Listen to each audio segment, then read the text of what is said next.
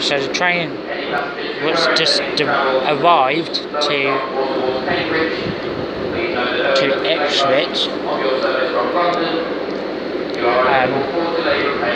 It's a bit that was finally came in, and for people that just got off the train, that train all the way from London Liverpool Street, but just missed their services, and the next available service is the 15:17 to Lowestoft, and anyone for Cambridge will be the 15:20 service Cambridge, and that'll be the next available one, because this train from London Liverpool Street to Norwich was delayed due to safety checks.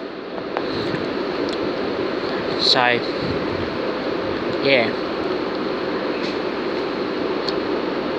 so that was for people that just got off at Ipswich and they missed their services because the train was delayed.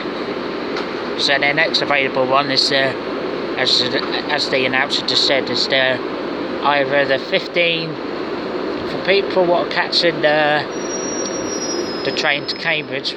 Your next available service will be the 15:17 service, 15:20 service for Cambridge, and your next available service, if anyone's going to Lowestoft, will be the 15:17 service for Lowestoft.